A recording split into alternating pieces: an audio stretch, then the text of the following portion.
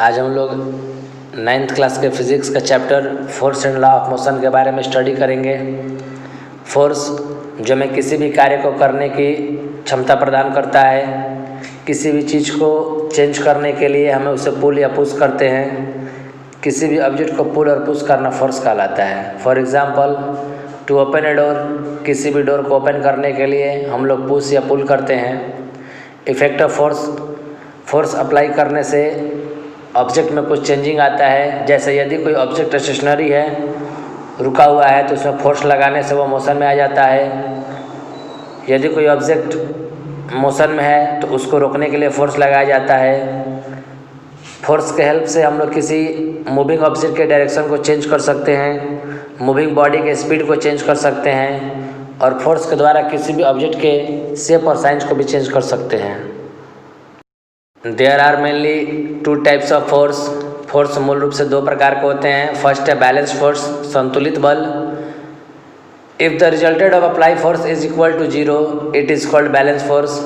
यदि किसी ऑब्जेक्ट पर अप्लाई फोर्सेस का रिजल्ट 0 होता है तो उसको बैलेंस फोर्स कहते हैं। Balance force do not cause any change of state of an object.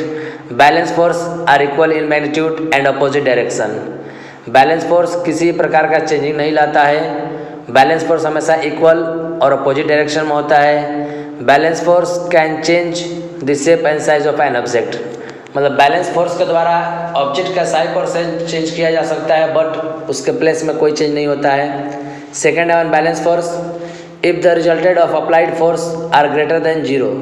यदि किसी ऑब्जेक्ट पर अप्लाई किए गए फोर्सेस का रिजल्टेड 0 नहीं आता है या उससे ज़्यादा होता है, then the force is called unbalanced force.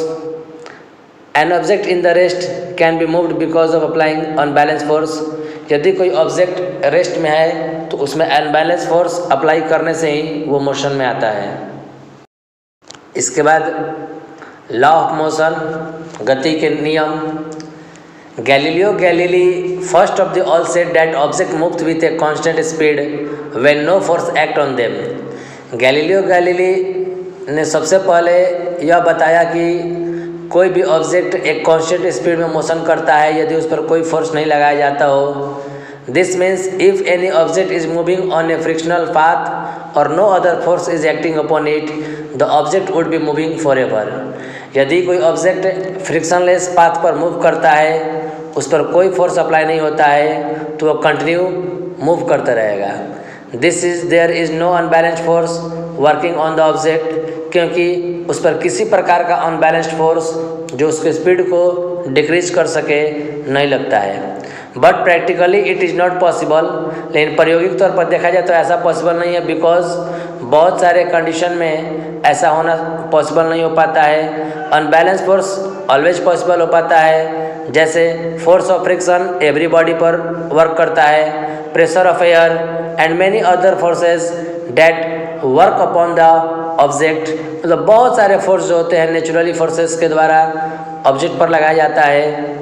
फिर है Newton law of motion. Newton study the ideas of Galileo. Newton ने गैलीलियो के आइडियाज़ को स्टडी किया and gave the 3 law of motion. This law known as law of motion. Newton first law of motion, any object remain in the state of rest और uniform motion along a straight line until it is complete to change the state by applying external force। कोई भी object एक straight line पर always rest के position में रहना चाहता है जब तक कि उस पर कोई एक्सटर्नल अनबैलेंस फोर्स कार्य न करे। न्यूटन के फर्स्ट लॉ को समझने के लिए एक example, if any object is in the state of rest then it will be remain rest until the external force is applied to change its state similarly।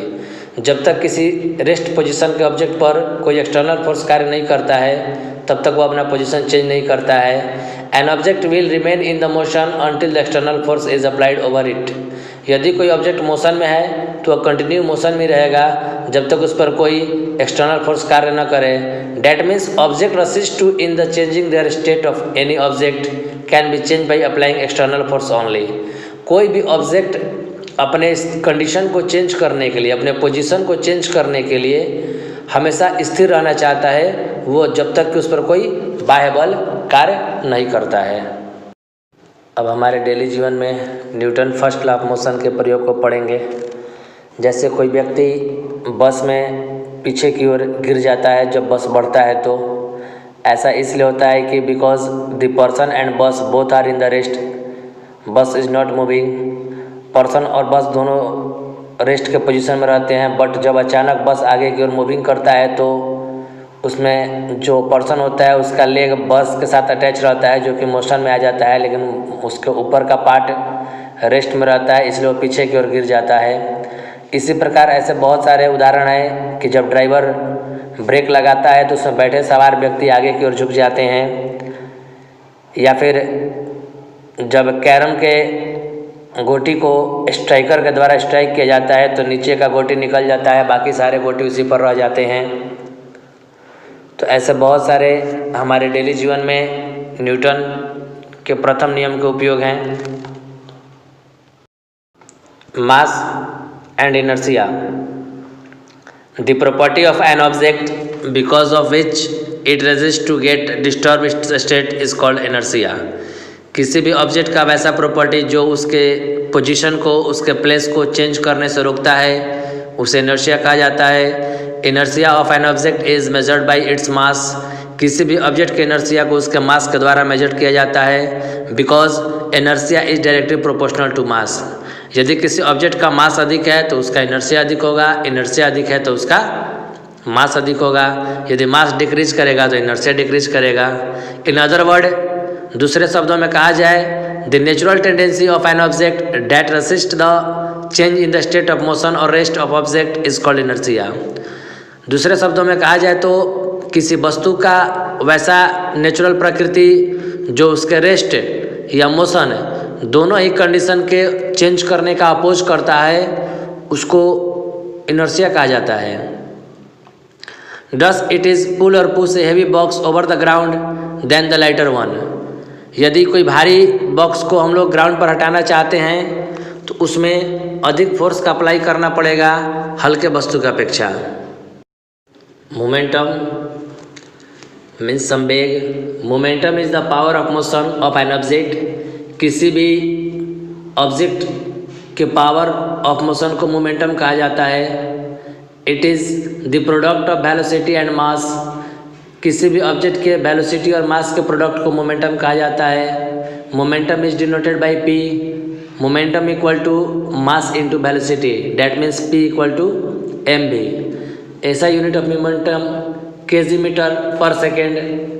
When mass और velocity of any object increase then their momentum also increase, यदि किसी object का मास या velocity दोनों में से कोई increase करता है तो मोमेंटम इंक्रीज करता है, ये दोनों में से कोई डिक्रीज करता है तो मोमेंटम डिक्रीज करता है।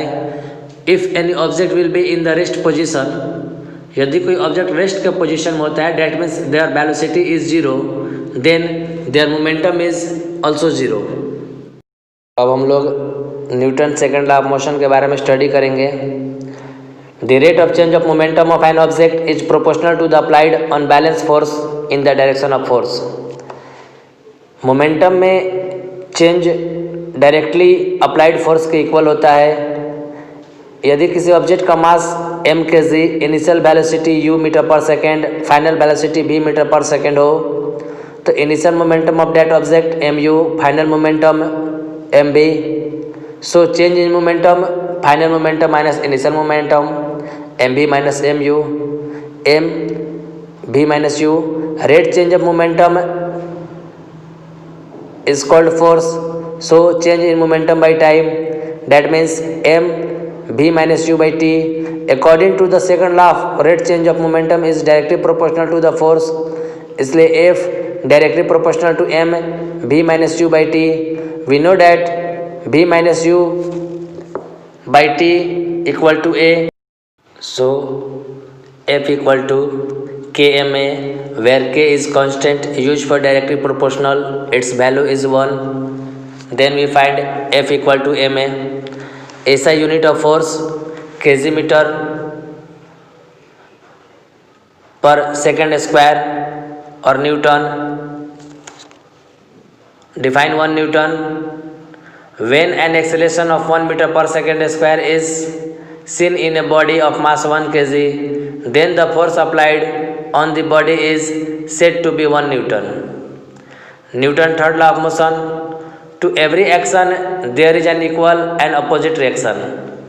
किसी भी ऑब्जेक्ट पर किया गया कार्य उसके अपोजिट डायरेक्शन में इक्वल रिएक्शन देता है। फॉर एग्जांपल, यदि हम किसी बोट को पीछे ढकेलते हैं तो वह बोट आगे की ओर बढ़ता है। बंदूक से गोली छोड़ी जाती है तो बंदूक भी पीछे की ओर झटका देता है। Law of conservation of momentum, संवेग संरक्षण का सिद्धांत। When two or more body act upon one another, their total momentum remains constant provided no external force are acting. यदि कोई दो ऑब्जेक्ट एक दूसरे पर फोर्स अप्लाई करते हैं तो उनका टोटल मोमेंटम में कोई चेंज नहीं होता है। That means दोनों ऑब्जेक्ट का इनिशियल मोमेंटम और फाइनल मोमेंटम इक्वल होते हैं। Two objects A and B, each of the mass m1 and m2 are moving with initial velocities u1 and u2, strike each other after time t and start moving with velocities v1 and v2 respectively. दो object A और B जिनमें प्रत्येक का मास m1 और m2 है, वो अपने initial velocity u1 तथा u2 से मूव कर रहे हैं। जब वे t टाइम के बाद एक दूसरे से कोलाइड करते हैं तो उनका फाइनल वेलोसिटी v1 v2 हो जाता है। Initial momentum for object A m1 u1, initial momentum for object B m2 u2, final momentum of object A m1 b1, final momentum of object B m2 b2। So rate change of momentum for A m1 b1 minus m1 u1 by T, m common करने पर v1 minus u1 by T. Rate change of momentum for B f2 equal to m2 b2 minus m2 u2 by T, m2 is b2 minus b1 by t. We know from the third law of motion F1 equal to minus F2, क्योंकि उनका direction opposite direction में हो जाता है जब पहला object दूसरे पर फोर्स अप्लाई करता है। Then m1 v1 minus u1 by t equal to m2 v2 minus u2 by t. T के सॉल्व होने के बाद मल्टीप्लाई करने पर m1 v1 minus m1 u1 equal to m2 v2 minus m2 u2। जब initial momentum एक तरफ और फाइनल मोमेंटम एक तरफ करते हैं तो initial momentum equal to final momentum. Numericals you get in the next videos.